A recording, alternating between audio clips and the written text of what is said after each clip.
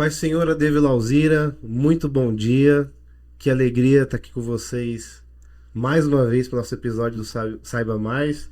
Estou aqui com o meu amigo e companheiro Diogo. Dá um oi, Diogo. Fala pessoal, paz do Senhor, tudo bem? Então, vocês estão nos acompanhando no projeto aqui no Saiba Mais, que é onde a gente tem falado da nossa revista Escola Dominical, trazendo a abordagem dos assuntos, né, da apostila, no caso da nossa revista, que nesse trimestre é Movimento Pentecostal.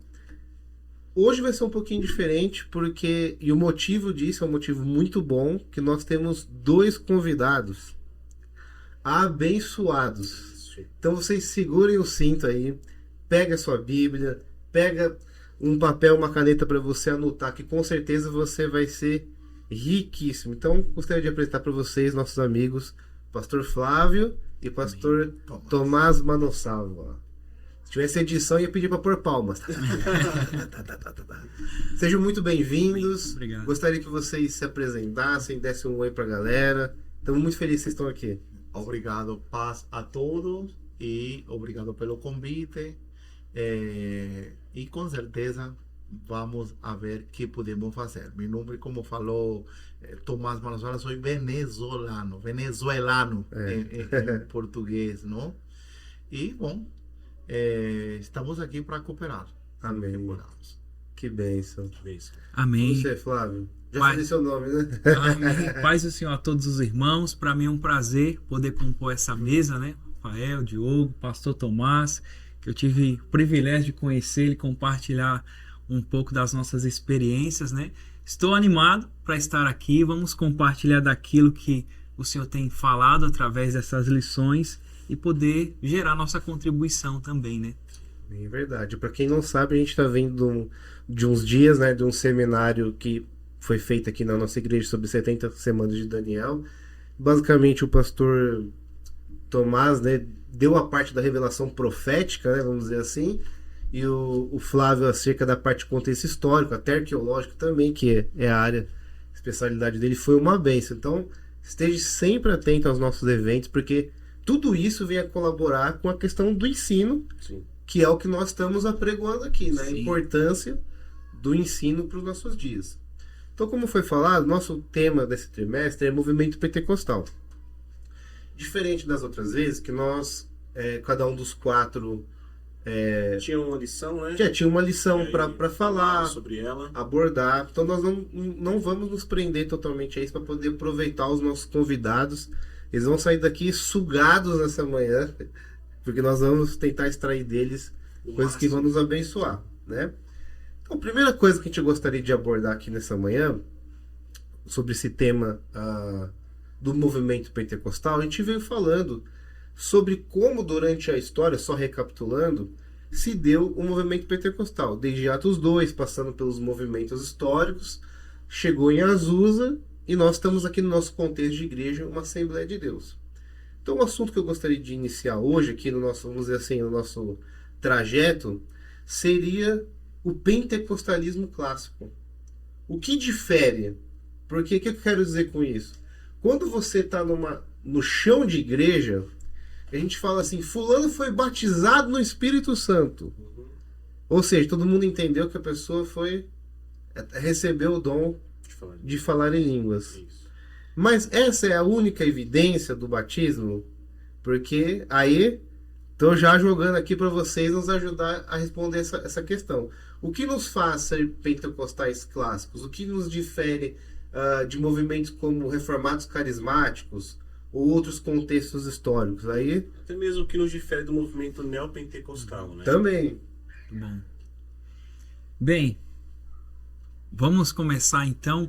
Muita pergunta, né? Vamos começar a organizar. Vamos recortar, né, um pouco como a nossa linha, ela vem um pouco mais ali de Azusa, né? Sim. Vamos pegar esse recorte, porque se a gente pega desde Atos 2, nós temos relatos dos pais da igreja, né, falando sobre essa movimentação, principalmente ali no século 2 em diante, desse mover do Espírito propriamente dito, né? Mas nós sabemos que após os grandes avivamentos do século XVII, há uma chama espalhada por toda a Europa, e essa chama ela vai impactar os Estados Unidos. Ela vai chegar nos Estados Unidos, até pela questão das colônias ali, isso vai ser muito evidente. E nós temos aí um movimento no século XX que vai impactar muito, não só os Estados Unidos, mas vai chegar até o Brasil, né? Então, o interessante para a gente fazer esse paralelo, essa diferenciação, é justamente entender como que se dá esse momento e qual que é esse entendimento que se tem do pentecostalismo. Porque até então não se tinha essa nomenclatura, isso. Nós somos pentecostais, né? Essa caracterização, essa identidade. Não se tinha essa nomenclatura. Então, você vê, por exemplo, o próprio Parham, né? Charles Fox Parham, ou Parham, ou Parham, né? Ele vai começar um movimento de pregação sendo influenciado pelo batismo. E aí esse movimento vai alcançar um jovem, que é William Seymour. Só que Seymour está no momento de segregação, não podia ouvir a aula de Parham, fica ali, conforme diz alguns relatos, fica no corredor ouvindo a aula e depois ele chega em Azusa. A partir desse movimento que vai mudar a história da Rua Azusa, alguns relatos linkam esse avivamento com Daniel Berg e Gunnar Wingren, que são suecos. E há quem diga que eles recebem essa influência, mas não se tem um relato propriamente dito de que eles tiveram contato direto com Azusa. Sim. Só que eles são influenciados pela chama do Espírito Santo. E esse avivamento no século XX chega aqui em 1910, 1911 começa a missão apostólica no Brasil. E a ideia qual que era?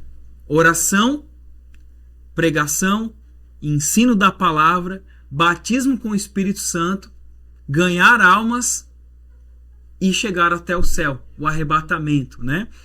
Só que devido a essas questões de diferenciação, até políticas, sociais e até mesmo econômicas, o próprio Parham ele vai definir em seus relatos que o falar em línguas é a única evidência do batismo com o Espírito Santo. Sim.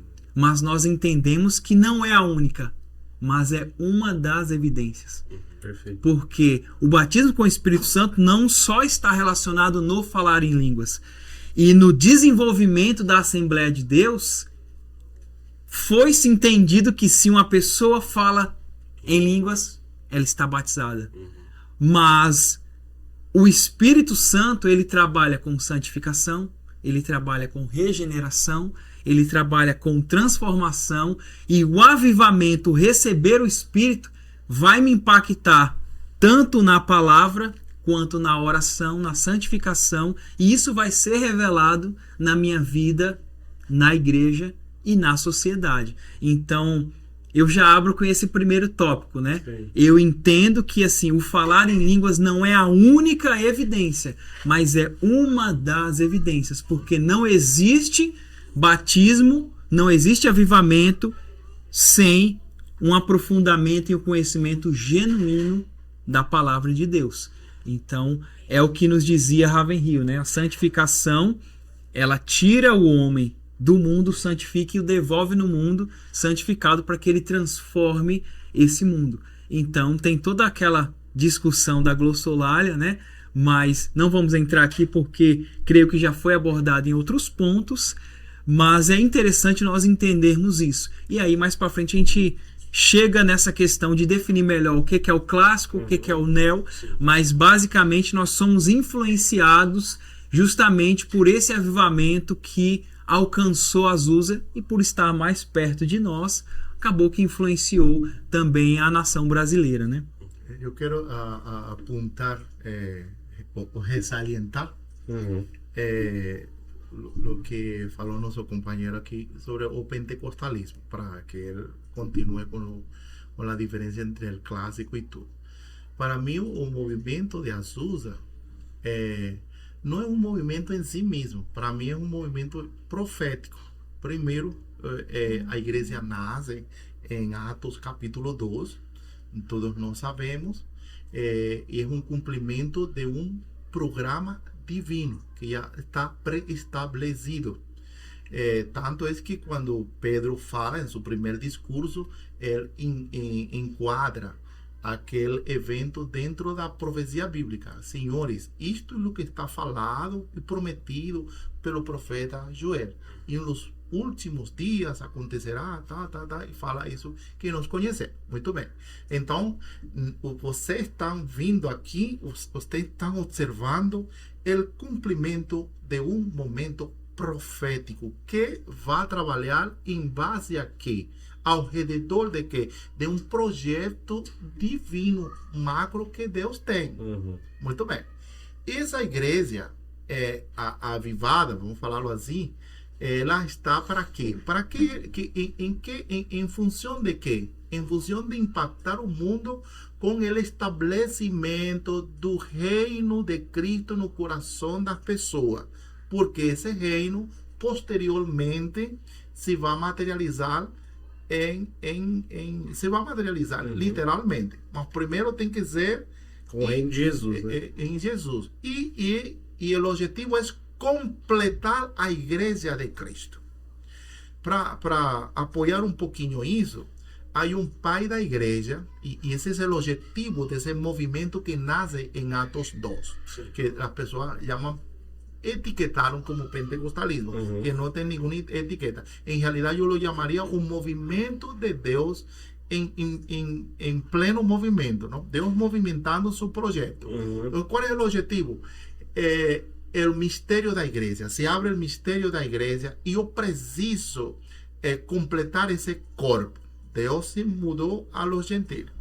Muito bem. E há um pai da igreja que eu chamo assim de terceira geração, que é Irineu de León. E para mim é muito importante Irineu, porque Irineu está muito perto do cristianismo primitivo, porque ele é discípulo de Policarpo, e Policarpo, a sua vez, foi discípulo de João. Então, ele está pertinho aí. E Irineu fala que a igreja de Cristo tem um número, e é completada com um número. Então, através da história, esse número tem que ser completado. Eu estou vendo agora o projeto. Qual é o projeto de Deus? Completar meu corpo místico. Meu corpo místico, que forma parte de um templo. E isso bate com Lucas, com Romano. Quando termine a plenitude dos gentiles, aí é onde termina. Quando ele completa, então ele está pertinho aí. E Irineu fala que a igreja de Cristo tem um número e é completada com um número. Então, através da história, esse número tem que ser completado. Eu estou vendo agora o projeto. Qual é o projeto de Deus? Completar meu corpo místico. Meu corpo místico, que forma parte de um templo. E isso bate com Lucas, com Romano. Quando termine a plenitude dos gentiles, aí é onde termina, quando ele completa essa igreja. Então, Irineu fala isso. Quando esse corpo é completado, então é que o Senhor volta, segundo Irineu. Então, você vê, eu vejo o movimento, isso como um movimento que Deus não em si mesmo para avivar as pessoas e tudo isso, como você estávamos falando fora um fim em si das mesmo, exato, correto. Então não é esse o objetivo. Não é. É um movimento de Deus. Eu tenho um projeto, o homem cai no Horto do Éden, agora eu preciso resgatar para trazê-lo ao original, a meu plano original. E então ele traz esses movimentos, Beneatos, tudo isso. Muito bem. A igreja entra em Roma, faz contato com o mundo ocidental e, posteriormente, ela se converte em uma igreja cultural. Sim. Posteriormente, nós vemos que ela cai. Essa primeira igreja, essa primeira Eva, como fala Paulo, ele fala, eu temo que seus sentidos sejam corrompidos como Eva. E posteriormente nós vimos que, em certa maneira, os sentidos foram corrompidos. A igreja fica em um oscurantismo total, e oscurantismo total. Nós vemos o movimento, a reforma, em pleno oscurantismo. O primeiro brilhar, vamos falar assim, o primeiro o farol del resgate. Aí Deus, a igreja está morta, é uma igreja avivada, tudo, ela se organiza, tudo, ela morre e ela é avivada de novo. Aí temos um Pentecostés, vamos falarlo assim, um avivamento com Lutero e antes de Lutero. Ela fica avivada. La reforma trae luz. Y yo entiendo la reforma y entiendo también a mis hermanos reformados desde ese punto de vista. Es necesario focar en la soteriología, en la salvación. ¿Por qué? Porque la iglesia vende un movimiento que la salvación no depende de Cristo, sino de un sistema. Sim. Muito bem. Isso, né? Exato. Então, ela que hace la reforma foca es Cristo. Tu não precisa outro intermediário, senão Cristo. Porém, essa reforma também cai em certo esfriamento. Então, Deus, olha, meu projeto, eu preciso do meu projeto. Então, aviva. E nós temos esse movimento de Gales, Wesley, tudo. E temos Azusa. Y Azusa es muy importante para mí, y yo lo enmarcaría en la escritura. Si alguien puede lembrar ese texto en Atos, fala que todo tiene que ser restaurado antes que el Señor volte. Toda iglesia tiene que ser restaurada, tiene que ser una iglesia apostólica, en el sentido de que tiene que tener todas las características de la iglesia apostólica. O sea, si el Espíritu Santo es quien movimenta y tiene poder, a pergunta es, ¿o Espíritu Santo es o mismo de ontem? Es o mismo, mas a iglesia es a misma de ontem? No. Entonces, algo en la ecuación no está batendo, y con certeza es la iglesia de hoy.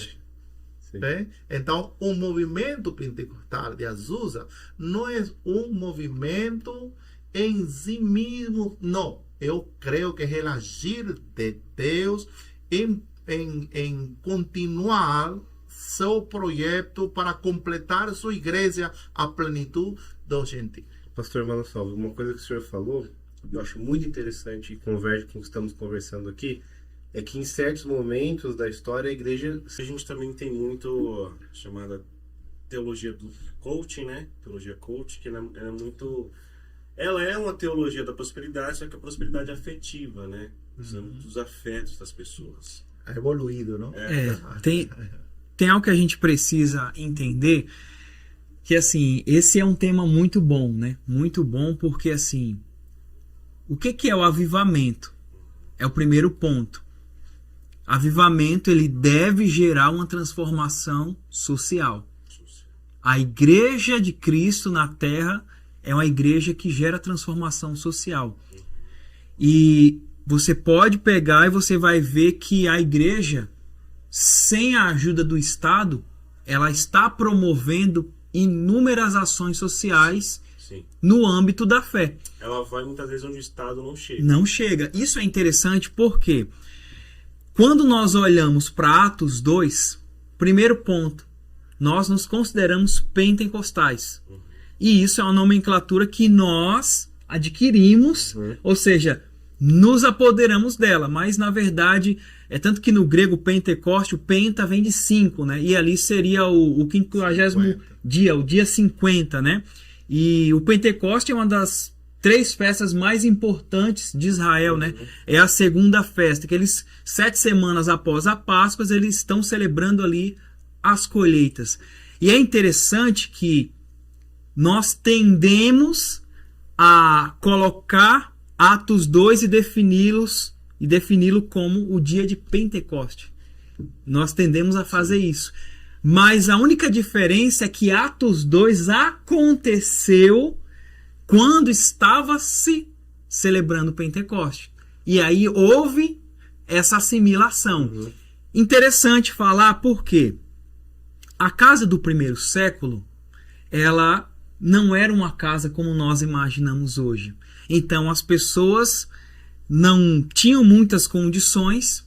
Devemos lembrar que Roma está lá, então era difícil para alguém que está com a mentalidade: eu fui liberto do Egito, Deus me libertou, eu estou comemorando agora a minha libertação, mas Roma está me oprimindo. Isso não fecha essa conta. Eu estou comemorando debaixo de opressão. É tipo a gente comemorar o 7 de setembro, vassalo de Portugal. Não teria sentido. E aí o povo está nisso. Você anda na rua, os grandes palácios romanos.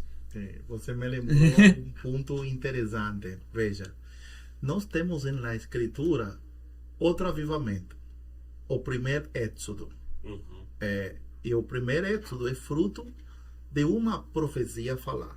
O Atos 2 é produzido por uma profecia que já estava falada. Joel. E o primeiro Éxodo é produzido por uma profecia falada a Abraão. Tu vas ser uma nação, tudo isto que todos nós conhecemos, estudantes da Escritura conhecem, e essa nação, quando seja grande, vai ser oprimida, vai ser escravizada, e na quarta geração vão sair. Quando vem esse cumprimento desse projeto, dentro desse programa, entendeu? Porque tem um programa com essa nação, tudo isso, aí ocorre esse avivamento. Agora veja, e esse Éxodo tem uma característica, me lembrou aqui. Quais são as características? Era um povo oprimido. Então, essa é a primeira característica.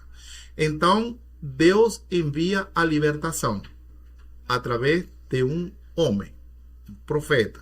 Aí nós conhecemos Moisés. Este homem traz uma mensagem. E essa mensagem produz o avivamento. Mas essa mensagem produz pessoas que se identificam. E se identificam em que sentido? Não é identificar-se em si mesmo. Me identifico com isso, com um mensagem libertário, vamos falar assim. Não. Eles se identificaram que captaram. Esta é a profecia. Essa é a profecia. É a profecia cumprindo-se. Eu estou aqui, vamos sair agora. Porque é o falado por nosso pai Abraão. Vamos sair. Então, e uma vez que se identificam, olha aí, os que se identificam agora são perseguidos. E o trabalho é mais pesado ainda. É mais pesado, vê isso. E esse trabalho mais pesado é quem produz essa perseguição, produz a saída. E produz a saída. Essas características são muito importantes para apoiar algo que ele falou, que eu considero relevante.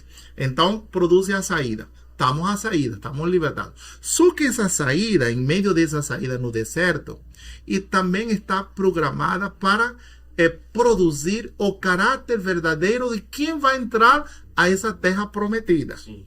Bom, muito bem. Esse é o primeiro Éxodo. Então, Flávio comenta, nós agora estamos al primer éxodo, o povo estava em uma opressão.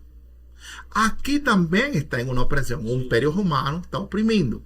E eles têm uma promessa de um libertador, o Messias. E a visão desse Messias é um Messias que também os vai libertar e vai tirar ao Império Romano. Muito bem. Só que a profecia falamos que essa vinda desse Messias tem duas partes. Nós sabemos tudo isso. Muito bem. Então eles aguardam esse Messias. Porque tem as mesmas características do primeiro Éxodo. Sim. Tem um opressor, Um povo oprimido. um povo oprimido. Então eles precisam um libertador. E está prometido. Al igual que o primeiro libertador está prometido. Só que vem o libertador. O libertador vem. Chegou. Agora, para libertá-los de quê? Aqui los vou libertar de uma opressão espiritual. Porque há um projeto de um porquê. Não é há um porquê. Mas além de isso, chega o libertador. Esse libertador prega. Mas as mesmas características de Moisés, esse mensagem produz uma revolução. Só que, e produz pessoas que se identificam. E quando falo identificar, coloco a fritzar. Não é identificarse, não. Es que son pessoas que vieron, sí, este es o Mesías. Ese es el Mesías verdadero. Ellos entienden, tienen la percepción profética, son avivados a escritura, ven el cumplimiento de la profecía. Y ese mensaje es perseguido junto con los que creen en él. ¿Eh? Y esa persecución produce éxodo. ¿A dónde? A terra prometida do Espírito Santo. Y a otra, y eso deja, entonces, y produce un caminar en un desierto. No estamos en ese caminar de ese desierto para producir que carácter. Es carácter, porque no nacemos con carácter. Nos nacemos con temperamento. Y ese temperamento, que nos nacemos con temperamento, nos precisamos carácter, porque dentro de este segundo éxodo, Él está escolhendo esa iglesia, esa casa, para ser reyes y sacerdotes, porque van a ser, no somos sacerdotes honoríficos, no, vamos a ser literais gobernando. Ahora imagina un gobernante con poder sin carácter, es diabólico. Entonces, carácter no es un don, es una victoria que a través de las lutas que nos estamos teniendo, obtenemos el carácter. Y ahí es donde está ahora vamos al tercer éxodo. Y no estamos ahora aquí. Tenemos opresión. Opa. Sí. Precisamos una saída. ¿A dónde es esa saída? ¿Y hacia dónde es esa terra prometida? ¿No? Esse é o avivamento. E você apontou, Diogo? Eu posso estar comentando sobre essa questão de formação de caráter no deserto, né? Tanto no êxodo lá com Moisés, quanto nesse êxodo, nessa saída do sistema do mundo que nós estamos vivendo, necessita de um caráter para habitar na mansão celestial ou nas regiões celestiais agora, né? Para governar, em realidade. Isso. E aí que vem a minha colocação. O pastor falou sobre falar em línguas como seria uma das evidências. Aí eu pensei agora, com o seu discurso, com a sua colocação, sobre o fruto do Espírito. Seria isso também? A gente caminhando nesse deserto, o fruto do Espírito seria esse novo caráter? Bom, pode ser. Vamos lá. Falando da evidência, isso é muito controvertido. No início da Azusa, isso foi uma das discussões. Qual é a evidência do Espírito Santo?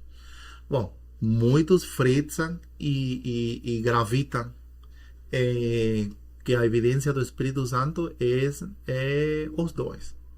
Muito bem. Os dons são dons para a edificação da igreja. E isso está na escritura. Eu não posso tirar isso. Não. E esse é o grande valor. Vamos falar do pentecostalismo. Eu não gosto de falar, mas é para entender, do pentecostalismo. Você pergunta hoje a qualquer pessoa que se chama pentecostal, por causa de ser mais ser organização que ser orgânico, as pessoas falam, eu sou pentecostal porque assisto a uma denominação pentecostal. Sim. Mas isso não é ser pentecostal. O valor do pentecostalismo é o continuismo. Assim, simplesmente. Sim. É ver o agir do Espírito Santo, que é o mesmo de ontem, ayer, hoje, trabalhando. Muito bem. Uma vez colocado isso, então ele tem nove mecanismos, vamos falar, 9 dons para a edificação dessa igreja, para a edificação da igreja. Mas ele também tem o fruto do Espírito, que é como você coloca e tem 9 virtudes dentro dele, não? Muito bem. Para que os dons do Espírito? Para a edificação da igreja. E o fruto do Espírito para que é? Para a edificação minha. Então, os dons do Espírito vão operar através de quem? De seres humanos. Deus vai edificar através de seres humanos. Agora, como pode edificar Deus, usar dons sobre um crente, sobre um ser humano que primeiro não é edificado? através do fruto do Espírito. Para mim, é mais importante o fruto do Espírito que os dons. Porque quando eu sou edificado, então os dons vão a ser proveitosos. Agora, aí vem uma pergunta. E pode operar os dons sem edificação? Sim, pode. E isso produz um crente legalista. Sim. A gente vê muitos casos aí de pessoas sendo usadas e o caráter... Nós temos o caso de Judas. Vamos começar por ele. Né? Exatamente. Não é porque a pessoa possui dons e sabe utilizá-los, tanto que dom é um presente, né? Sim. Dom é um presente. E se a gente for pontuar Romanos, o dom gratuito de Deus é a vida eterna, mas o salário do pecado é a morte. A questão é para quem eu estou trabalhando e o que eu irei receber. Então essa é a questão. Então, quando nós observamos esse ponto, tanto do êxito quanto da transformação no caráter, a igreja estava entendendo isso. Porque o povo que estava oprimido por Roma esperava um libertador. E aí vem Jesus com a mensagem do reino. E aí o povo, não, peraí. E Roma no poder. E é tão interessante essa questão que ele se expõe. Por que as pessoas viram eles falarem línguas àquela hora da manhã? Ou falar noutras línguas, ou falar até em outros idiomas? Eu entendo que não foi algo escondido. Sim. Foi algo público. Por quê? A casa do século I, você tem a parte de baixo, onde geralmente funcionava a cozinha. A parte de cima da casa, onde é o terraço, eles colocavam um linho para secar. Em tempos de muito calor, eles dormiam. E quando eles queriam falar alguma coisa, eles pronunciavam a partir do terraço. Que eu vos falo aos ouvidos, pregar sobre o telhado. Quando Davi vê a Batseba, ela está onde? No terraço. Quando a Raabe esconde o pessoal, aonde? No terraço. E o que é o cenáculo? A parte alta. Então eles estão reunidos em uma parte visível da casa. E quando vem esse vento veemente e toma eles, eu acredito que essa casa ela ficava em uma região central. Sim. Porque povos estavam passando ali. Vale lembrar que é uma época de celebração, então tinha muita gente no local. Então quando eles, àquela hora da manhã, recebem essa evidência, o mesmo Consolador que haveria de vir, todo mundo começa a observar. E todo mundo começa a questionar. Então, isso se tornou público. Essa evidência foi uma evidência pública. Agora, dando um salto na história do século I para o século XX, nós vemos que a Azusa também viveu isso. Eles viveram algo que foi público. Tem um filme muito interessante, não sei se vocês já viram, que chama Estrelas Além do Tempo. Nesse filme conta a história de 3 mulheres negras nos Estados Unidos na época da segregação. E tem uma cena interessante que quando uma delas precisa usar o banheiro, ela precisa ir até o outro lado, onde é a parte negra, para poder fazer uso. E aí o chefe não entende porque ela está tanto tempo ausente. E ela explica que é exatamente porque ela não pode usar o banheiro dos brancos, né? Azusa viveu isso. Então, o avivamento ele foi tão transformador em Azusa que o Espírito conseguiu colocar no mesmo banco um negro, um branco, um hispano, um americano, um pobre e um rico para receberem a mesma palavra e a partir daquilo edificar toda a sua volta. Por quê? Onde que o evangelho cresce? Nas cozinhas do palácio. Entre os escravos.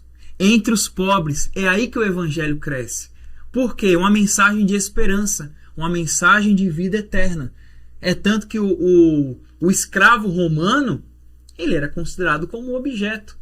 Quando o senhor da casa ia fazer um testamento, ele colocava lá o escravo como objeto. Eu tenho 2 mesas, 4 cadeiras, 2 escravos. Ao ponto que eles não tinham nem nomes. É tanto que muitos eram chamados de menino. O rapaz, se chegasse, né, a essa idade, 40 anos é o menino. Porque não tinha nome. Então você vê, alguns chamavam estercúleo, que vem de esterco. Porque quando o pai não reconhecia a paternidade, jogava no lixo. Mercadores de escravos pegavam ele, tratava e vendia como objeto. Aí esse escravo, imagina o evangelho de Marcos, que é o primeiro evangelho a ser escrito. O servo sofredor. Existe uma esperança para o servo. Meu Deus. E aí esse evangelho começa a chegar nas camadas sociais mais baixas. Só que depois ele começa a ganhar força. A princípio, quem persegue os cristãos não é Roma. É os próprios judeus. Só que quando soldados romanos pedem baixa do exército para seguir o evangelho, porque afinal de contas, se eu sou cristão, não posso Rabi César, né? Se eu sou cristão, eu não posso seguir. Aí começou a chamar a atenção deles. Começou a chamar a atenção. Aí depois começa a perseguição. Azusa a mesma coisa. Sim. As camadas sociais são atingidas. E olha para o Brasil. Onde o evangelho cresce no Brasil? Aí eu já vou deixar uma ponta para a gente chegar no Neo. Porque aí vai ser o contrário. Agora eu posso tudo. Agora vai trabalhar na ambição da pessoa. Exato. Né? Agora, para que entres em el Neo, eu vou colocar uma visão agora mais transcendente. Essa transcendência é a que impacta o que ele está falando. Então, qual é a visão transcendente? Sim. O problema hoje é que não estamos centrados em isto. O evangelho impactou esta pessoa, este escravo, tal, e tudo isso, e fica como um movimento social para melhorar a vida social, que impacta. Agora, que é o transcendente em isto? Em realidade, o que está detrás de isto? Lembram aquele texto que Paulo fala que nós somos mistérios, somos vasos misteriosos de barro, e Deus está manifestado em esses vasos misteriosos. Então, o que é a igreja? A igreja é um mistério que Deus tem escondido. Esse mistério da igreja ninguém conhece. Ele é aberto com a volta de Cristo pela primeira vez. E ele fala aí em Pedro, é a primeira vez que usa a palavra igreja. E sobre esta rocha eu edificarei minha igreja. Essa é a primeira vez. A primeira vez que aparece a igreja. Então, o que é o transcendente? Deus tem um projeto. Paraliso aqui um momentinho com meu povo. É seu povo, é sua nação. Tudo. Porque eu preciso agora desenvolver e completar esse corpo que se chama igreja. Então, essa igreja está espalhada no mundo inteiro em diferentes camas sociais. Em realidade, para mim, o evangelho não é em si uma libertação social para diferentes pessoas de diferentes camadas. Sim. Não, para mim é ele completando as pedras vivas de su templo, porque ele precisa estar completo. E completo por quê? Porque já ele falou a Abraão, como é tu descendência, como a areia do mar. Aí temos a través de sua genética. Também como a areia como as estrelas do céu. Aí temos a través de Cristo. Então, há uma semente de Abraão também celestial que tem que ser completada. Sim. Também. Então, eu sou parte dessa, eu sou uma estrela disso. Onde estão essas outras estrelas? Há ricos, pobres, tudo isso. Claro, a maioria quizás dessas estrelas, suponhamos que estão nas periferias, a través da história, a través das periferias das cidades. ¿No? Mas é uma circunstância. Sim, sim. É uma circunstância. O importante aqui para mim é que aí está esta estrela. No está resgatando él porque está lá. No, es porque es uma dessas estrelas. E eu não sei se eu me estou... porque tenho dificuldade com o idioma. Então, essa transcendência. E nós vemos essa transcendência é a que eu tenho que olhar como homem de Deus, como homem espiritual. Agora, que vê o mundo? Lo que acaba de colocar Flávio. del impacto social. Y hoy a iglesia, creo que está focada en el impacto social y no en la trascendencia. Exato. É que acontece, pastor, e que eu entendo assim, que muitas vezes os lugares de maior vulnerabilidade, de talvez não tanta instrução, esteja mais aberto para depender e enxergar o sobrenatural, vamos dizer assim, né? A questão da manifestação de Deus, dos seus dons, porque em lugares muito intelectualizados não há espaço para isso. A gente conversava isso um pouco antes. Pessoas, elas vão se achar autossuficientes em si mesma, a mente dela não vai crer na possibilidade de coisas extras, né, sobrenaturais que vão mexer com a lógica. Sim. Então, muitas vezes, onde não existe nada, a única esperança da pessoa é Deus e a sua ação, ela vai se abrir pro Sensível, ¿no? ela vai se tornar mais sensível. É o que eu estava conversando, algo que me impacta muito desse movimento, nesse contexto, é que as irmãs que eu cresci ouvindo orar, 6 horas da manhã na igreja, quando meu pai ia de sábado orar, elas não sabem quem era Lutero, quem era Zwinglio, Calvino, mas eu sei de uma coisa: quando elas oravam, o céu descia e Deus respondia as suas orações, né? Então eu acho que vai muito nesse Exatamente. contexto. E vocês tocaram num ponto que também é muito interessante, que tem essa questão, né, que a gente vem trabalhando, contexto social e tudo mais, e chega nesse século que nós estamos, que entrou a questão da teologia da prosperidade, que é uma grande e uma das características do neopentecostalismo. Sim. Então, o que vai categorizar uma igreja como neopentecostal na visão de vocês? Olha, posso começar? É interessante porque o evangelho, ele atinge as camadas sociais, só que ele se tornou tão grande que ele chega no Império. Sim. Constantino. E aí os poderosos de então vão assumir uma postura do cristianismo. Uhum. E agora a igreja que era perseguida, agora ela passa a perseguir em nome da fé. Sim.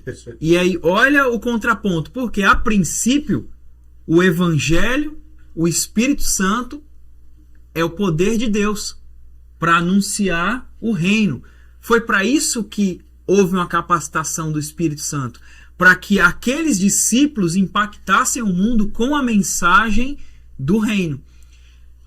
E automaticamente o ser humano, ele é muito visível, né? E até a gente consegue diferenciar uma visão católica de uma visão judaica, justamente porque o judeu, ele está impactado pelo texto.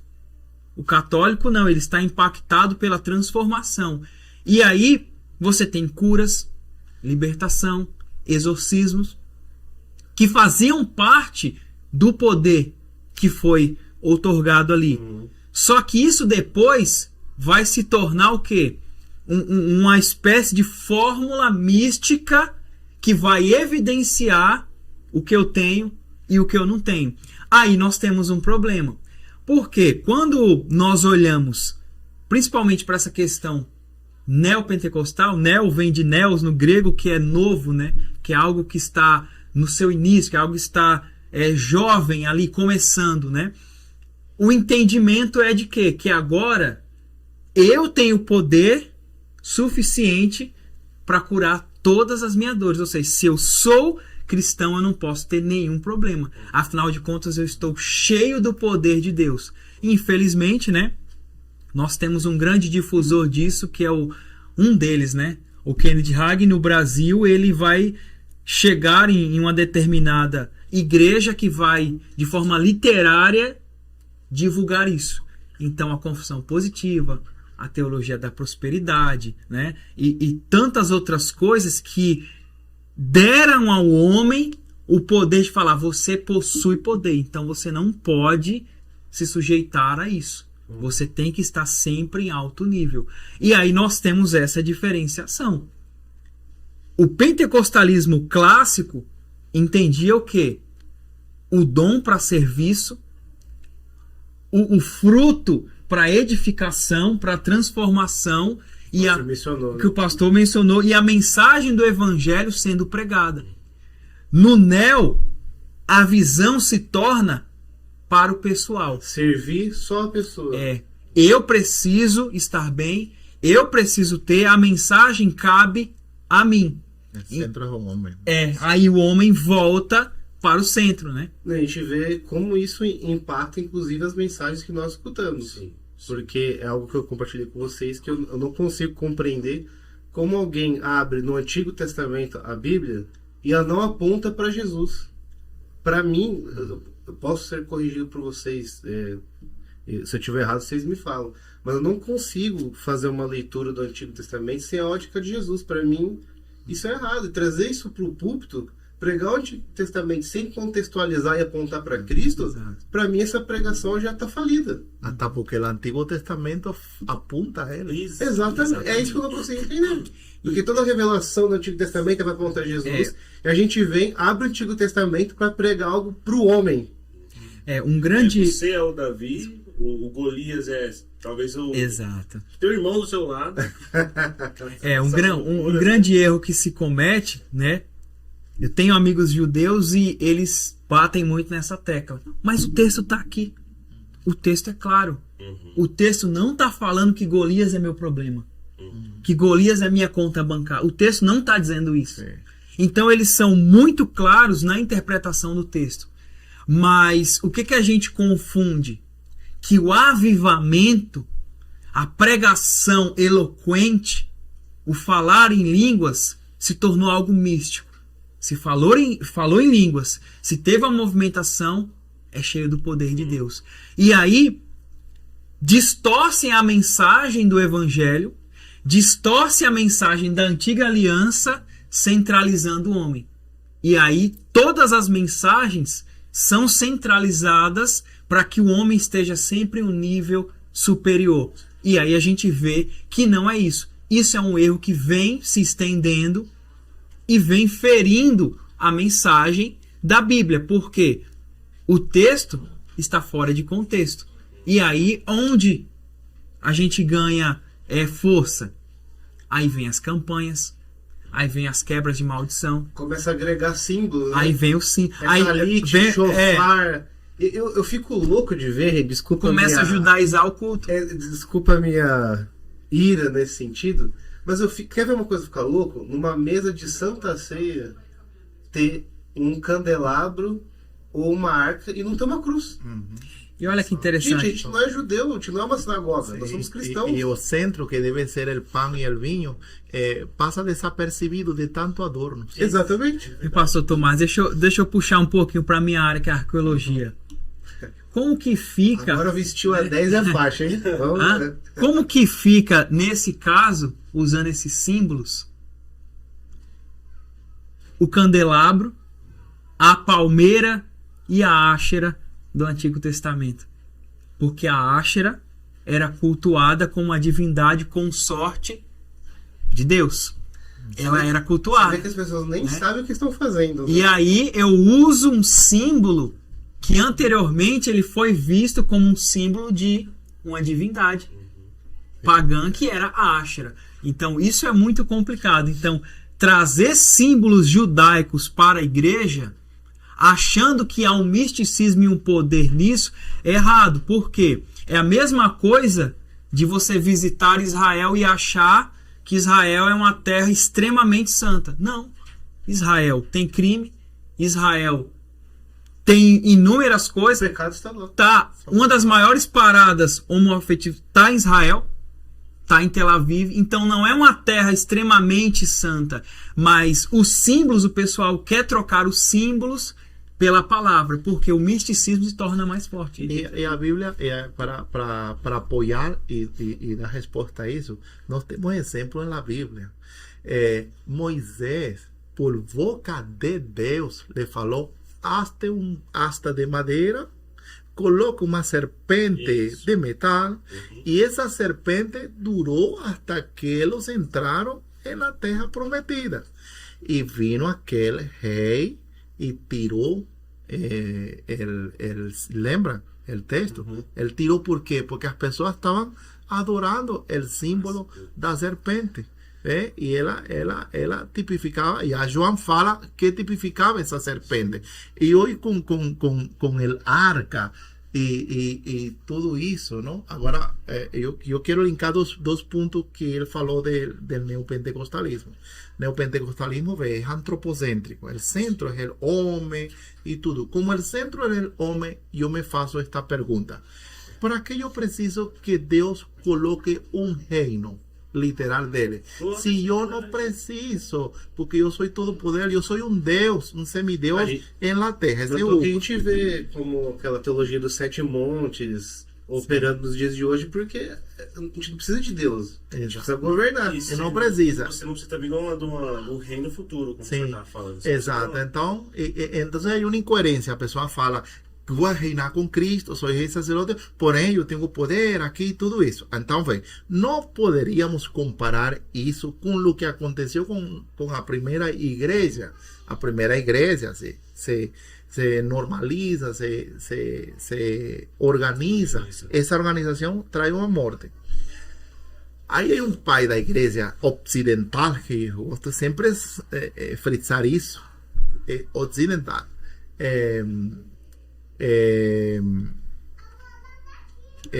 Ignacio, que fala ele? Que ele fala que a igreja é o reino de Cristo milenial. Então não precisa de Cristo estar reinando, porque a igreja entrou em um estado de prosperidade humana e de influência política, que ele fala: não, isto é o reino milenial de Cristo. A igreja está reinando. E a ideia era que ia ser todo mundo cristão, ia voltar tudo isso, e já não sabemos a história. Então, essa comparação não pode estar acontecendo hoje. Já Cristo está reinando através de nós. Pouco a pouco, sigue pregando essa prosperidade que o mundo vai virar então melhor. Não, isso deixo eu em el ar. Exatamente. Pastor Flávio, também essa questão dos símbolos, a gente vê que vão se trazendo elementos para as pessoas se apegarem a eles, e eu vejo que quando você começa a trazer esses elementos, você precisa continuar com eles para manter essas pessoas nesse lugar. Ou seja, o que é atrativo não é mais a mensagem do evangelho. Você entende? Vamos começar a fazer coisas para atrair as pessoas e não o evangelho. Eu entendo que, como nunca, a gente está tendo que pregar o evangelho para os evangélicos. Porque talvez muitos de nós, no contexto geral, veio para Cristo, talvez para uma mensagem dessa, e conheceu o verdadeiro evangelho do meio do caminho. Glória a Deus por isso, né? Deus as encontrou.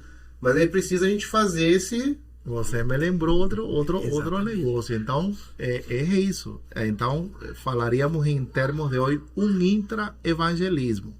E isso tem sentido na escritura. Eu não sei se vocês podem procurar aí em livro de Atos. O Senhor vai voltar. É preciso que esteja retido no céu hasta que tudo seja restaurado. Então, aí, qual seria o novo avivamento? Qual seria o novo avivamento? Não. Que avivamento precisaria a igreja hoje? Que seja uma igreja que seja restaurada. E restaurada em uma igreja apostólica, que não é uma mensagem antropocêntrica. Por quê? Porque a igreja perdeu o rumo. Perdeu o rumo. Isso está em Atos, não? É interessante isso, porque você falou, nós estamos num momento que há que pregar a mesmas pessoas que são evangélicos. Então, esse texto, eu creio que é uma chamada de atenção. Atos 3:21, ao qual é necessário que o céu receba até os tempos da restauração de todas as coisas, de que Deus falou por boca dos seus santos profetas desde a antiguidade. Esse texto? Então, esse texto. Então, o Senhor é recebido aí, está fazendo intercessão. Ele é retido até que seja restaurada todas as coisas.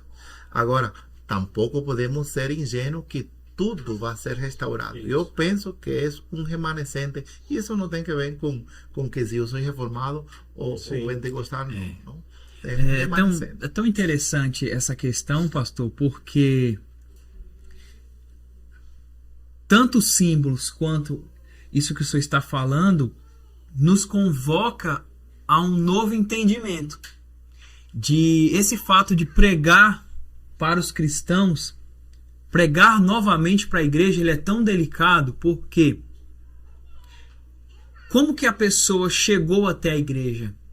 Como que a pessoa entende a igreja? Qual o impacto da mensagem do evangelho e até que ponto ela entende essa mensagem para a sua vida visando o rei, visando o reino? O próprio Ravenhill ele vai dizer isso, que a Bíblia ela sofre mais na mão dos seus expositores do que dos seus opositores.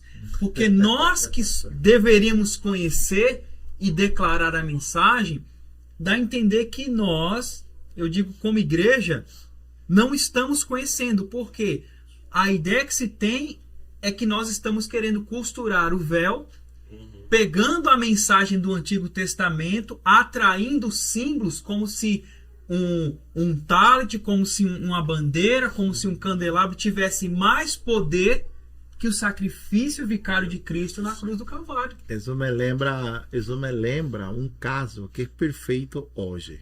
Davi, ele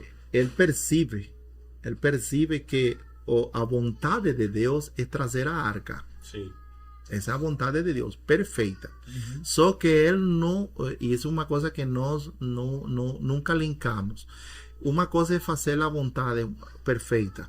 Esta vontade de Deus, pregar o evangelho em todo mundo, essa é a vontade de Deus. Muito bem, vontade perfeita. Agora, ela está com a guiança, dentro dessa vontade. Se eu falo, eu vou pregar em China, é a vontade de Deus, sim, porque aí fala todo mundo. Agora, Deus quer que eu vá à China ou eu vá a meu bairro? Isso é a guiança. Então, para linkar isso com o caso de Davi, o que você está falando. A vontade de Deus é trazer a arca, sim. Agora, ele trouxe a arca, ele fez um serviço a Deus fora de sua vontade, porque ele não trouxe do jeito correto. Ele trouxe um carruagem muito bonito, mais antropocêntrico. Eu creio que deve ser assim. E aí nós conhecemos o que aconteceu. Então, hoje pode ser que a igreja está andando em carruagem. Não do jeito correto. Estão querendo ajudar Deus na estratégia dele, né? Correto, muito bem, muito bem. Exatamente. Lá em Israel, em um dos sítios arqueológicos, foi encontrado um pequeno fragmento de cerâmica. E nessa cerâmica existe um desenho que parece muito a menorá. E aí, a princípio, bateu o olho e falou, é a menorá. Mas, devido a alguns estudos, foi entendido que aquele pedaço de cerâmica tratava-se, na verdade, de um dever de casa. Então, as crianças pegavam a cerâmica e treinavam a escrita. É um exercício de educação. Mas o que chama a atenção é que tem o símbolo de uma palmeira. E a palmeira representa a Áshera. Ou seja, isso já estava sendo ensinado para as crianças. As crianças já tinham isso em mente do símbolo da Áshera. Então, quando nós olhamos para isso, desde a queda até a atualidade, o homem tende a se apegar a um símbolo. O homem tende a se apegar a um amuleto. Ele né? tem essa necessidade. O bezerro de ouro também foi assim. Mesmo, perfeito. Tem essa Exatamente. necessidade de um Deus palpável, visível, palpável, né?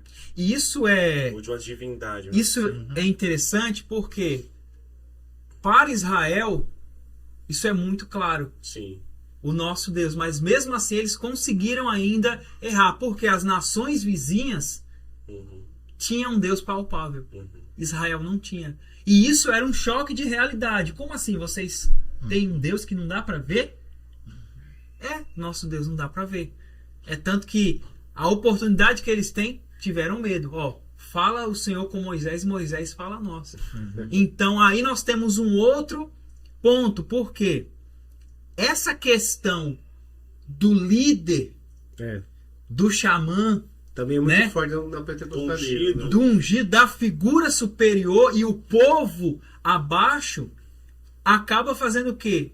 A gente revertendo a reforma, Sim. que foi um abrir de mente. O sacerdócio universal de todos os Exatamente, que correto. isso é muito importante, porque a gente só foca nas 95 teses. tempos. Mas o contexto social, educacional, econômico e político que Lutero traz para a Mexeu. Europa mexeu muito. E nós estamos fazendo o que? Parece que o evangelho não tem mais poder. Então agora, para que de fato tenha uma atração, Uma eu comoção. preciso de algo mais. E aí entra N teologias. Vixe. E pra gente encerrar esse ponto, se for o caso, Não, é pra gente caminhar pro último. as mensagens que acabam surgindo desses movimentos, desses pregadores famosos assim, e esse contexto que eles vivem, me deixa um pouco preocupado também com dois fatores. Primeiro, a questão do sofrimento. Nesse tipo de mensagem não há espaço para o sofrimento. Não há espaço para lidar com o sofrimento, né? O senhor estava comentando que você tem que estar bem com a vida, você tem que estar tudo Inclusive, hoje com as redes sociais, é o que muitos desses pregadores mostram, inclusive, nas suas redes sociais, né? Como se fosse uma ostentação Isso. da vitória. Uma ostentação da vitória. É bem colocado isso aí. Quando na Bíblia a gente não vê isso. A gente vê o sofrimento como algo real. Na psicologia, Viktor Frankl, um logoterapeuta lá, ele vai dizer que o sofrimento é inevitável também. Ujú. Então, Porque lo que falamos del carácter, ¿no? Carácter es producto del sufrimiento que en la prerrogativa de Dios, en su prerrogativa, Él permite que tú pases. sim, Porque el sufrimiento es que produce carácter. O sea, carácter es una victoria, no es un don.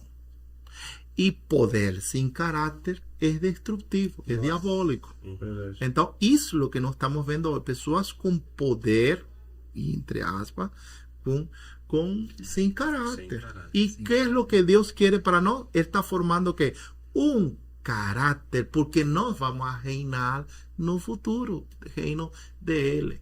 E Flávio colocou uma coisa da reforma que eu gostaria de frisar aqui para fechar aí, que Lutero, a mensagem de Lutero que trouxe, Europa estava em oscurantismo. E essa mensagem, o produto, como eu falei, é procurar completar seu reino, sua igreja, com que ele vai dar esse número, como falaria Irineu, esse número va completado aquí, el número, y no estamos en el tiempo final, estamos completando ese número de verdad, o sea, a pergunta sería, ¿no estamos trazendo as pessoas à igreja ou a Cristo? Isso seria uma pergunta boa. Aonde estamos trazendo a pessoa? A igreja ou a Cristo? Estamos sendo corporativos porque queremos ter a igreja de mi vecino tem um campanário mais bonito, agora eu vou fazer uma torre mais grande para trazer a pessoa à igreja. Mas é por isso que muitas igrejas é muito fácil identificar nelas um método corporativo. E usam até o termo, né, de fidelizar o cliente, Sim, que na verdade é o membro. Sim. Se vende coisas, estratégia, tudo então, mais. tu vê que Exatamente. E então aí voltamos ao caso de Lutero. Transformou a Europa em ciências, em artes, em tudo. Nós somos produto disso. 20 anos depois vemos que Calvino transforma a política, a nova política, o direito de Estado. Tudo isso é produto da reforma. Hoje, para apoiar o que ele falou, hoje temos mais igrejas, mais denominação que a reforma que hemos transformado. Exato. Silêncio imperou. Um acréscimo também é que essa questão do poder na posição errada, de fato, é um perigo. E o homem sempre busca esse poder. Porque o que é o poder? Ele atrai os maus e corrompe os bons. E o poder sem caráter é satanizar-se, né? Sim. Então, quando nós olhamos para esse ponto, e aí fazendo um link com o que o Diogo falou, como que a gente lida com o sofrimento de Cristo, as prisões de Paulo, as perseguições dos discípulos, e aí trazendo um pouco para Abacuque, é um né? fracassado, Paulo. Exatamente. Trazendo um pouco. Nessa visão. Exatamente. como que fica esse clamor de avivamento de Abacuque diante de uma iminente invasão assíria? Que os assírios eram cruéis, que inclusive a cruz é o resultado do empalamento assírio, que os romanos aperfeiçoaram, que é um motivo de humilhação. E como que fica esse sofrimento? Sendo que a cruz não é mais escândalo para mim, mas é status, é poder econômico. E aí você olha justamente o que a igreja neo hoje prega, o conforto, é o bem-estar, né? Então isso é complicado. Meus irmãos, pra gente caminhar pro final, infelizmente precisa acabar, né? Que pena. Vamos tocar nesse ponto aqui pra gente ir finalizando, que é o último da revista, é muito interessante, a necessidade de um avivamento no século XXI. Por que nós precisamos de um avivamento nesse tempo? Por que nós precisamos? Fica essa pergunta, essa reflexão. Mi primera Gente, caminhar pro respuesta final. inmediata es porque Deus precisa completar sua igreja. Aleluia. Assim, de simple. Então, não é um avivamento, como colocou Diego tras as câmaras e lembrou agora. O avivamento não pode ser, como tua expressão, não é um fim em si mesmo. Exato. Não é um fim em si mesmo. O avivamento é avivar a escritura, a profecia que está aqui. Que foi o avivamento de Atos? É que uma palavra profética que estava falada aqui tem seu cumprimento aqui. Que é o Éxodo? Aqui é cumprimento aqui. Então, hoje, qual é o cumprimento da escritura hoje? Qual é o avivamento? Onde Deus está reavivando sua escritura hoje? E isso é o que vai trazer avivamento. Primeiro, ele precisa completar sua igreja, seu corpo místico de crente. Então, isso é o que nós primeiro. Para isso é o avivamento. Não é para não estar alegres por estar alegres. Eu quero fazer um comentário aqui, em essa revista que vocês estão estudando. Em la introdução, na última lição, o autor fala, aqui vou ler assim, abro comillas, Parênteses. como se chama? Abre Aspas. aspas. Abra aspas. Ah, Abra aspas. Então fala, para encerrar o trimestre, veremos a relevância de buscar avivamento espiritual e eu vou chamar a atenção em esta expressão. Nestes últimos dias da igreja na terra. Ele fala que é imprescindível para isso. Muito bem. Últimos dias da igreja na terra. A pergunta é, com certeza ele está referindo-se a Atos capítulo 2, versículo 14. Nós estamos nos últimos dias ou estamos no último dia? Existe diferença? Existe uma diferença e muito grande. Porque se eu descubro que eu estou no último dia, qual seria a mudança de perspectiva minha? Se tu sabes, um exemplo hipotético, se tu sabes que já Deus está por encerrar tudo, como seria a mudança em tu trabalho, em tudo o que tu fazes? Você vai ter sentido de urgência. Sim. E o sentido de urgência é produzido por uma informação que você tem. Você tem uma notícia, mira, se você não encerra este negócio agora, ou uma urgência médica, você procura resolver. Que é o que te coloca a chamar um amigo, tudo, essa informação que produz sentido de urgência. Então, essa diferença é muito importante, porque, segundo a Escritura, nós estamos nos últimos dias. Primeiro, em Atos, eu tenho aqui aberto, 2,14, fala assim: mas Pedro, pondo-se em pés com os 11, levantou a sua voz e disse-lhes: homens de Judeia, e todos vós que habitais em Jerusalém, seja visto isto e conhecido, e escutai minhas palavras, porque estos não estão embriagados, como imaginais, sendo esta a terceira hora do dia. Mas isto é o que foi falado pelo profeta Joel, e acontecerá nos últimos dias. Então, primeiro, vamos estabelecer quando começaram os últimos dias para Deus. Pentecostes. De Pentecostes para cá, está claríssimo. Tá. Ya no estamos en los últimos días. Por eso, y esto es muy importante, porque hay muchos pregadores que hacen lo que yo llamo así, una exegesis de jornalismo. Esa exegesis de jornalismo es lo siguiente: hay una guerra aquí, Sí. y las personas ven por un medo Sí. y producen un avivamiento. Sim. Um avivamento. A igreja está crescendo pelo medo. E você vê com o tempo que as pessoas saem. Porque não é uma conversão desde o coração, desde o espírito, desde a alma. Não é. É uma coisa produzida por el intelecto, el hombre, por el jornal, por una exegesis de jornal. Então, quando eu escuto essa exegesis de jornal, nós estamos nos últimos dias. Sensacionalismo. Sensacionalismo. Eu falo, rapaz, você está atrasado. Porque o jornal divino fala que os últimos dias para Deus começaram desde Pentecostes para cá. Agora, Jesus fala em João 6,39 da seguinte maneira. Em 6,39 fala assim: e esta é a vontade do Pai que me enviou, que nenhum de todos aqueles que me deu se o perca, mas que o ressuscite no último dia. Como está aqui? Em singular ou em plural? Singular. Em singular. El verso 44 fala lo mismo: ninguém pode vir a mim se o Pai que me enviou não trouxe. Eu ressuscitarei no último dia. E assim está em muitos. Vou terminar em el 54. Quem come a minha carne e bebe meu sangue tem a vida eterna. Eu ressuscitarei no último dia. Qual é essa ressurreição? Essa ressurreição no último dia é a ressurreição que é produzida por el efeito de sua volta. Sim. Então, eu sei que no texto sagrado fala: ninguém sabe o dia e a hora em que ele vai voltar. E se eu hubiese perguntado aqui, se eu lhe falo a vocês que eu sei o dia da volta de Cristo, quizás vão arremeter. Eu he feito essa pergunta muitas vezes. Não existe ninguém que conheça o dia da volta de Cristo. Eu conheço.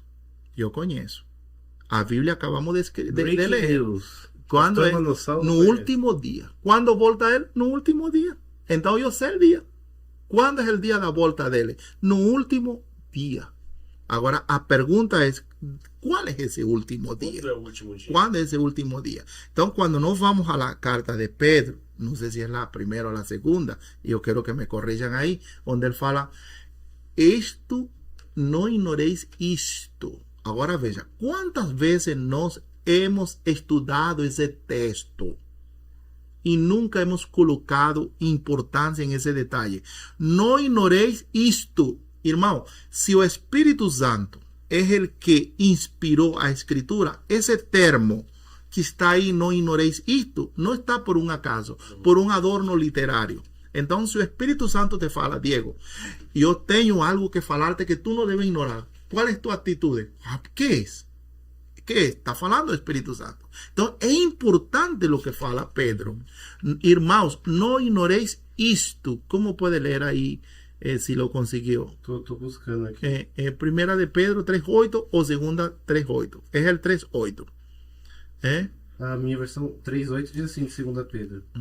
Mas há uma coisa, amados, que vocês não devem esquecer. Que no deben esquecer. Para o Senhor, um dia é como 1000 anos, e 1000 anos é como um dia. Entonces, veja, 1000 años, según Pedro, que lo toma de un salmo, ¿no? El Salmo 90, que de Moisés, es 1000 años nos. Ahora, ahí cualquier persona puede especular. No, ahí estaba como. Mas yo acredito piamente que ese como es 1000 años. Porque cuando Dios fala en Génesis 2:17, creo. Yo quiero que vayan confiriendo ahí, porque estoy de memoria por 2:17. Cuando el hombre está en el jardín do Éden, el Señor le fala: no comas de este árbol, porque el día que comas, ese día vas a morrer. ¿Cuándo va a morrer? O mismo dia. Como fala aí? Mas da árvore do conhecimento do bem e do mal você não deve comer, porque no dia em que ela comer, você certamente morrerá. Então, quando ele vai morrer? É o mesmo dia que comera desse árbol. Agora, que fala el 5:5 de Gênesis? 5:5. Es para establecer a diferencia entre los últimos días y el último día. Todos os dias da vida de Adão foram 930 anos. Então E morreu. veja, e morreu. Então, há uma contradição. Será que Deus falhou? E há muitos pregadores que falam espiritualmente. Não, irmão, literalmente o Senhor está falando. Por isso a serpente conseguiu enganar a Eva. Não vas a morrer o mesmo dia, porque ella raciocinou em dias de 24 horas. É um ser aqui de 24 horas. Deus falou em seus termos. Um dia diante de mim, você não vai conseguir viver. Ele está feito para ser eterno. Sim.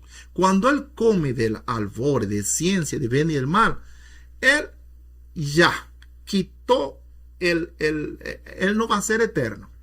E ele morre antes de cumprir 1000 anos diante de Deus. 930 anos. Faltaram 70 anos. Então, esse fato confirma realmente que um dia para Deus são 1000 anos nossos. Interessante. Que relevância tem isso para mim? Porque Jesus fala que no último dia ele vai voltar. Vai voltar. Antes de ir aí, vocês lembram a história de Lázaro? Isso está em el 11, se alguém lá consiga. É muito importante. Então, quando ele enferma, ele morre. Onde, pastor? Esse mesmo São João 11 ou 12. Se lo consigue, lo lee. Que o Lázaro. No, é a ressurreição de Lázaro. Então, quando ele vem, ella le fala. Acho que é o 11. Qual versículo? Vê se é a partir del 12. Quando consiga, procúralo de vista. E quando consiga, quando ella fala, Senhor, se tu estuvieras aqui, meu irmão não morreria. ¿Ve? Se tu estuvieras aqui, meu irmão não vai morrer.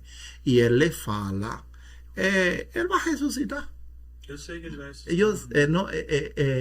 Ele le fala, tu irmão ressuscitará. Ela não compreendeu o que ele le falou. E ela responde en el siguiente versículo, yo sé que él va a resucitar na ressurreição no último dia. Agora, isto é muito relevante. Como ele? É o 11, 21. Então Marta disse a Jesus: se o Senhor estivesse aqui, o meu irmão não teria morrido. Mas também sei que, mesmo agora, tudo que o Senhor pedir a Deus, ele concederá. Jesus disse a ela: o seu irmão há de ressurgir. Vê que ele falou, vai ressurgir. Ela não entendeu, porque vê como ele responde. Ao que Marta respondeu: eu sei que ele há de ressurgir na ressurreição no último dia. Agora, para aí. Ainda Jesus não ha ido a la cruz do Calvário. E ele discipulou a seus discípulos sobre a ressurreição de sua segunda volta. Isso é importante. Então, essa ressurreição no último dia. Agora, muito bem. Como são miranos, Pedro fala em plural. Isto é lo falado pelo profeta Joel. Nos últimos dias, plural. Jesus fala no último dia. Nós temos primeiro milênio do cristianismo, segundo milênio do cristianismo. Nós estamos em 2025. 25 anos dentro do terceiro milênio de Jesus para cá. Nós estamos no terceiro dia. Se você linkeia isso com Joel, como você gosta, fazendo o Antigo Testamento virar a Cristo, a Oséias 6, creo que el versículo 1, ele fala de Israel: eu vou se voltar depois de 2 dias. No terceiro dia, você prosseguirá conhecendo a Deus. No terceiro dia. Eita. Então, nós estamos. Isso é Oséias. Oséias 6. Tu pode ler 6. Oséias 6. Então, vê a profecia. Então, essa ressurreição de Israel é vinculante para a igreja, porque dentro de nossa escatologia, que nós acreditamos, nossa escatologia, a igreja é completada. Uma vez que a igreja é completada, ele vira para Israel. Quando? No terceiro dia. Depois de 2 dias. Depois de 2 dias, depois de 2000 anos, Israel volta a ser nação. Nós estamos nesse terceiro dia. Estamos nas primeiras horas do primeiro dia. Nós estamos nos primeiros minutos do primeiro dia. Porque se um dia para Deus é 1000 anos, 1000 entre 24 me dá 41.8. 41.8 é 1 hora diante de Deus. Ainda não temos 1 hora em este calendário diante de Deus. Nós estamos no primeiro raiar do alva do terceiro dia. Então, isso é relevante, porque nós somos a igreja do último dia, dos últimos dias. Somos a igreja do último dia. É a igreja que virá ao Senhor voltar. Agora, em termos de 24 horas, tu me perguntas, quando a aparição do Senhor? Não sei. Eu não sei em termos de 24 horas. Mas em termos bíblicos, escatológicos, eu estou em esse dia. Agora, se eu tomo esse dia, que eu estou eu sou uma igreja do último dia, do terceiro milênio, irmão, se isso não te aviva, se isso não te aviva, se isso não muda a sua conduta, não muda o seu pensamento, você está planejando. E se tu sumas a esse último dia as características proféticas que nós temos, não vou entrar nisso, os dias de Lot, outra quantidade de coisas que estão acontecendo acá. Imagina um quadro, e nós vamos fazer um orçamento escatológico. Estamos no terceiro dia. Agora coloca isso, isto. Não temos dúvida. Eu não tenho dúvida que eu não vou morrer de velhinho sem ver a volta de Cristo no ar. Então, se isso, eu vivo avivado. Eu não preciso de um avivamento externo. Eu vivo feliz. Eu vivo por quê? Porque mi reino, como fala em Apocalipse, em uma dessas igrejas, eu sei tu pobreza, eu sei isto, eu sei o outro, porém, tu reino está por vir. Mi reino não é aqui, mi reino está por vir, e aqui mesmo na igreja. Então, essa é a diferença que eu fazeria aqui. Nós somos uma igreja do último dia, somos uma igreja do último Interessante. Isso colabora dia. muito. Flávio, e a sua visão? Por que precisamos de um avivamento hoje? Você citou aí uma pessoa que eu gosto muito, o Leonard Ravenhill. Eu tenho como lembrar do mais conhecido livro dele, né? Porque tarde o pleno avivamento. Fica a pergunta, por que precisamos do avivamento hoje? Qual que é a necessidade do avivamento do século XXI? Olha, depois de uma bela explanação que o pastor nos trouxe, né, sobre essa visão dos últimos dias, né, eu preciso entender o seguinte: o que é total e o que é parcial, né? Porque a promessa é o quê? Que nos últimos dias, né, derramarei do meu espírito sobre toda a carne. Nós vivemos esperando esse avivamento, né? Aí tem aquela coisa, não, antes do fim vai vir um grande avivamento, né? Acho que vocês já ouviram isso. Com certeza. E aí o que acontece? Pedro, ele vai usar um texto de Joel, mas ele não fecha essa questão. Ele abre essa questão e aí dá início, né, essa questão do avivamento. Só que antes disso nós temos a figura de João. Enquanto João prepara o caminho para o Messias, e ele vem. Quem está preparando o caminho para o Messias hoje? Eu entendo que a igreja deve preparar. Mas se a igreja estiver despreparada, como que ela vai preparar e mostrar esse caminho para que a gente saia da parcialidade e viva essa totalidade, que é na verdade o quê? É devolver ao Senhor aquilo que nós recebemos, que nós estamos apenas administrando enquanto cristãos aqui na terra. Essa devolução.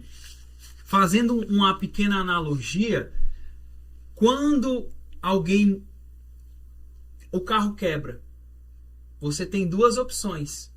Ou você busca uma peça original, ou também chamada genuína, ou você busca uma paralela. Vai funcionar? Vai funcionar. Por quanto tempo? Por quanto tempo? Essa é a questão. Então, buscar um avivamento genuíno é um avivamento que se encaixa no perfil de preparar o caminho para receber o Messias. É a peça exata para o momento exato, com o funcionamento exato. Isso é um avivamento genuíno. O que Isaías 59 fala? A minha mão não está encolhida, meu ouvido não está agravado, mas os pecados têm feito divisão entre vós e vosso Deus. Então quer dizer que se eu não tenho um avivamento genuíno, eu posso estar em pecado. Se eu estou em pecado, eu estou afastado do Senhor.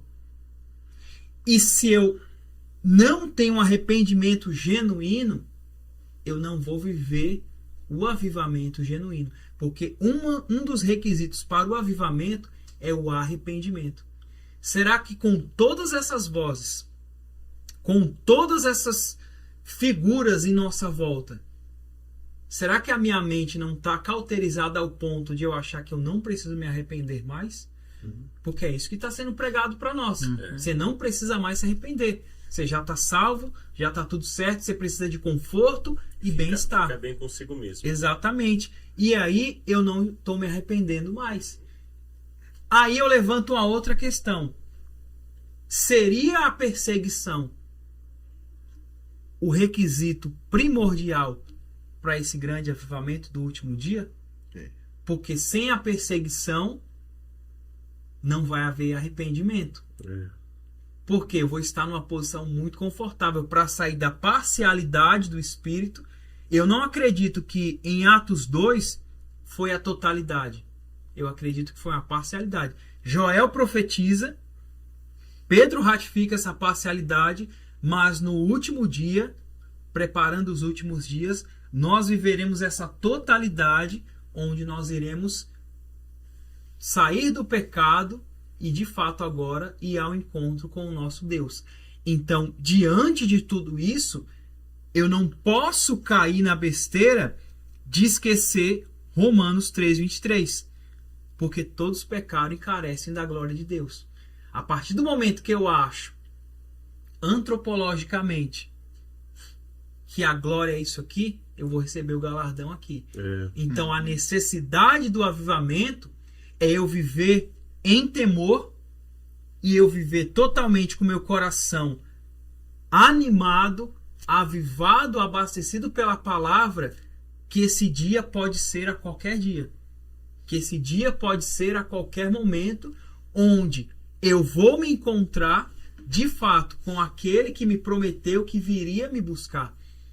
E aí a necessidade do avivamento é justamente nisso. É o momento certo, com as peças certas, para que isso tudo aconteça. Saúde. Inclusive os gregos, né, acreditavam que quando você dizia saúde, a alma voltava para o corpo. Né? Foi só um... E aí eu preciso entender isso. Que se eu não estiver enquadrado nessa questão, e aí para fechar a minha questão, respondendo a sua pergunta, será que na Bíblia existem duas igrejas? Será que existem duas igrejas? Será que existe a igreja genuína de Cristo e a igreja de Satanás? Porque durante toda a história nós vamos ver um paralelo entre a igreja genuína e a igreja falsa. Isso aponta para o fim dos tempos. Isso aponta para o falso profeta. Isso aponta para o anticristo. Por que Jesus disse, edificarei a minha igreja? Será que tem outra igreja que está sendo edificada com base humana e está corrompendo a humanidade desde a queda? É um ponto que nós devemos pensar. Aí a questão é, será que eu estou sendo genuíno ao ponto de fazer parte da igreja dos últimos dias? Vivendo o amor dos primeiros dias e o temor dos últimos dias, ao ponto de saber que eu estou na igreja genuína do avivamento? E quais são os requisitos? Arrependimento, Glória a Deus. o genuíno da palavra e a expectativa do reino que vai chegar e vai voltar, para que de fato eu esteja inserido nele. Então eu entendo essa necessidade justamente como uma preparação. Hoje eu, você, pastor, nós figuradamente somos ou devemos ser o João Batista dessa geração que prepara o caminho para o Messias. Ainda que a nossa cabeça tenha o custo de metade do reino. Ainda que as minhas necessidades sejam muitas, ainda que eu tenha que viver isolado no deserto, mas a minha convicção é, o Messias está vindo. A música que está em voga hoje, né? Estou preparando o caminho. É baseado na história de João Batista, né? Você foi falando aí, foi vindo à mente, né? Eu quero apontar Fica à vontade. vários pontos que ele tocou sobre isso. Sim, se nós estamos preparando-nos para isso, será que Deus de Jesus Cristo tem duas igrejas? Bom, dentro da igreja, com certeza as parábolas mostram, não? Vou aí rapidinho. Nós estamos em Mateus 25. Vê que ele fala que o reino do céu é semelhante a 10 virgens. É a única parábola que começa com uma expressão, a única. Depois de isto. Né? Depois de isto. Então, perdão, a palavra é então, o reino do céu. Então, de quê? Essa parábola não podemos estudá-la ela sozinha, porque ele vem falando de outras parábolas. É um só mensagem. Ele vem falando da rede, e o pescador tira, e logo que está na orilla, na beira da praia ou do rio, ele afasta os peces que são e os que não são. E ele vem com outra parábola, e fecha o mensagem com a parábola das 10 vírgenes.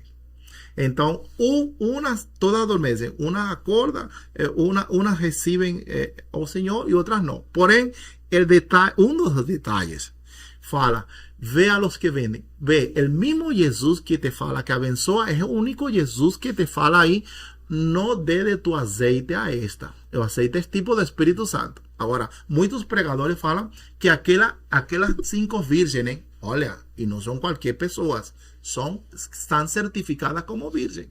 ¿Quién las certifica como virgen? No podemos ser peyorativos con ella también, porque quien certifica como vírgenes es el mismo Jesucristo. Entonces no son cualquier persona. Sí. Porém, ficaram. Ficaram. E ele le fala, fala-lhe, no de aceite, que vayan a los que venden aceite. Si o aceite es tipo do Espíritu Santo, ¿quién son esos vendedores? Que también, obviamente, ficaram. Porque, com certeza, já foram ficar buscando de vendedor em vendedor, de vendedor em vendedor, e não encontraram o azeite, porque ellas llegaron a saber cuáles eran los aceites verdaderos. Ahora, ellas tenían una parte del aceite verdadero, porque el texto fala, nuestras lámparas se apagan, no se apagaron completamente. Entonces, nós temos dentro da igreja ese tipo de virgen, prudentes e insensatas, o locas, como fala aquí. Otro texto, eso para dejar ahí, nos tenemos que cuidar qué tipo de vendedores somos. Eso, porque todo aceite da luz. Ahora, só un aceite es el indicado pelo fabricante de las lámparas. Y es el que precisamos procurar. En Lucas 18:8, Jesús fala así, hallará o filho do homem fé na terra? Fé na terra? E para isso, nós precisamos fazer uma exegese. Ontem, na noite, Flávio falou uma coisa muito importante. As pessoas leem o texto hoje e interpretam como significa a palavra hoje. Não para fazer que significa fé em el momento que foi escrito. E a palavra fé é pistis. Pistis. Que uma das connotações é el que cree en el testimonio de outro. Y también tiene una connotación de revelación. Y yo voy a colocar un ejemplo bíblico rápido. Hebreos 11:22 fala así de José. Y José decretó pela fe. José decretó que sus osos fueran tirados.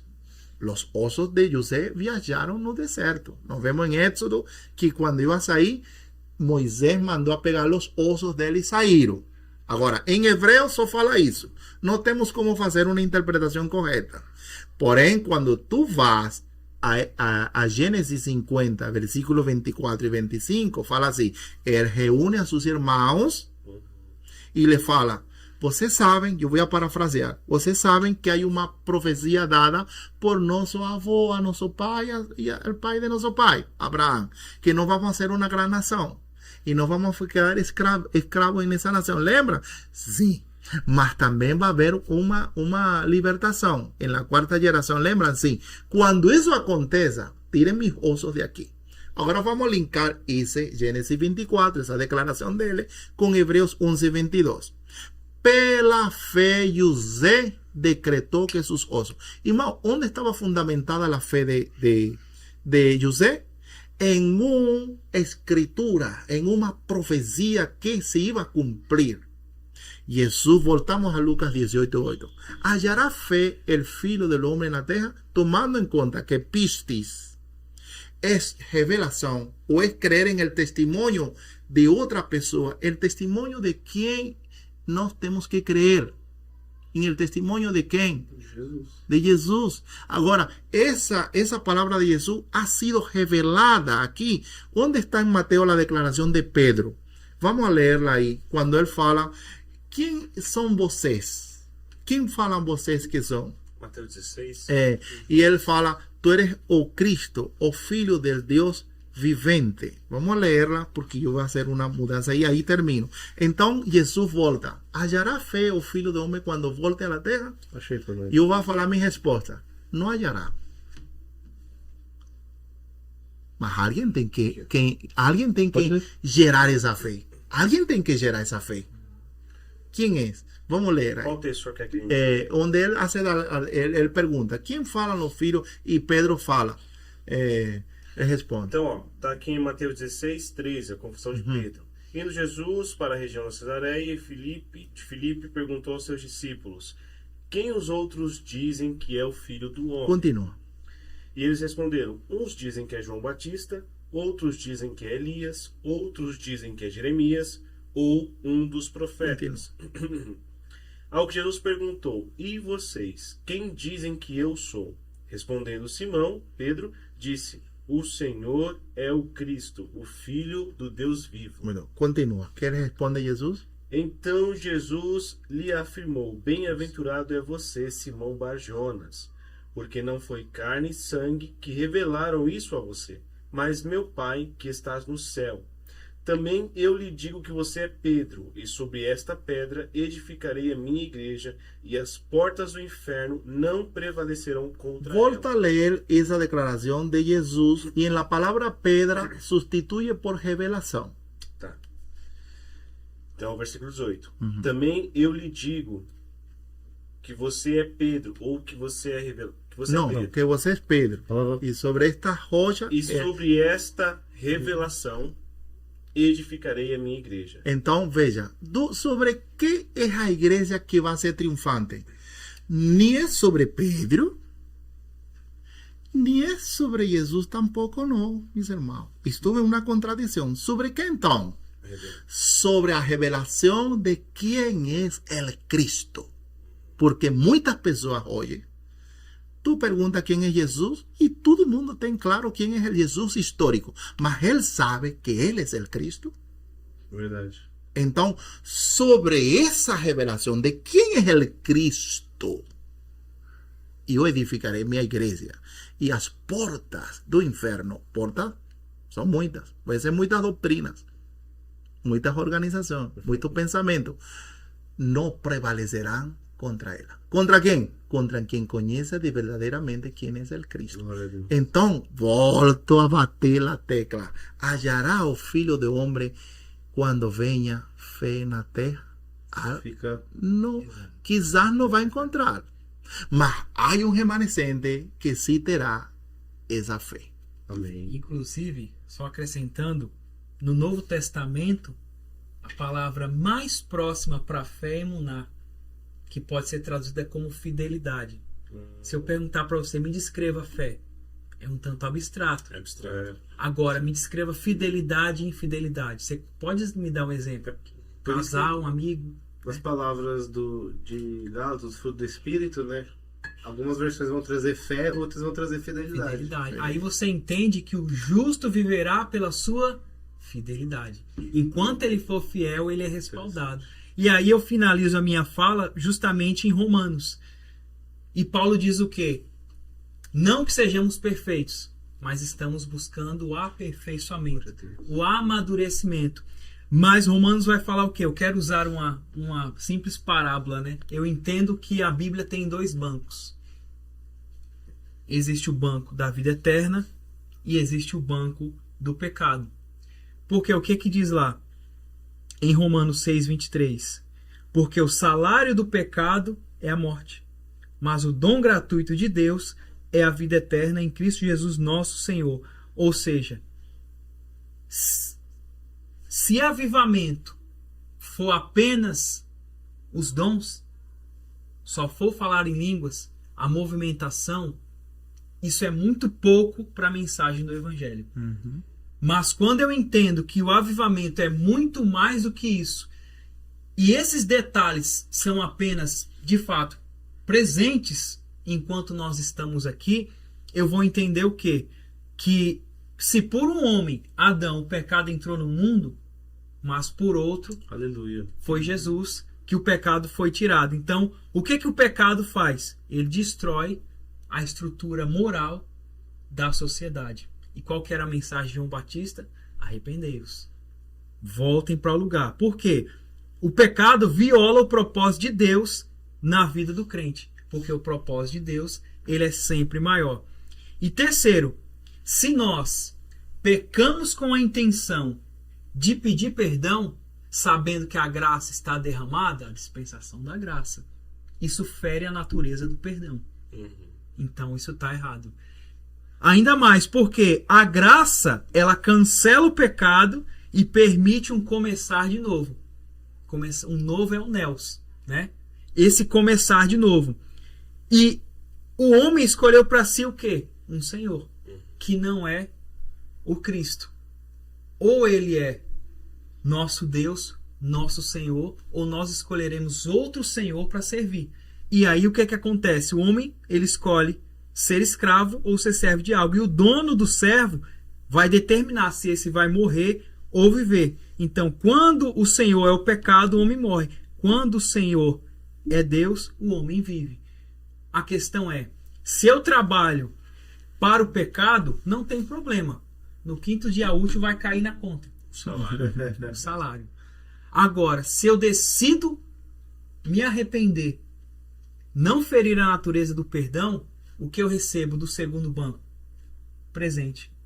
Ó, é um presente. É para você. Cuide bem dele. Se eu lhe dou um presente, passa os anos, depois eu vou lá, eu descubro que você pegou o meu presente e deu para alguém. Falar, poxa, mas eu te dei com tanto carinho. Consideração, né? Consideração. Então, trabalhar para o pecado é sofrido. Ó, é sofrido, mas tem um salário, é a morte. Mas o dom, pela mensagem recebida, gratuito, é para você, é de graça, é a vida eterna. Então, eu creio, e finalizo aqui, avivamento é um constrangimento de levar nós de volta à mensagem de Cristo, sabendo que eu preciso cuidar desse presente, porque um dia eu vou ter que devolvê-lo, eu vou ter que entregá-lo. Glória a Deus. A questão é, se o Espírito Santo desceu, onde que ele está hoje? Aonde que ele está agora? Ele está dentro de mim? Aí vai abrindo o leque. Aí né? abre o reino dividido não subsiste. Então, eu preciso entender que, de fato, ele habita em mim. Glória a Deus. Amém. Meus irmãos, é maravilhoso. A gente poderia continuar muito tempo aqui, mas precisa dar um fim hoje, infelizmente. Mas assim, muito do que a gente falou passa para trazer a parte prática, como a gente deve continuar a nossa conduta hoje, né? E Jesus vai buscar a sua igreja, não há dúvidas disso. E às vezes Deus busca de uma outra forma mais cedo, né?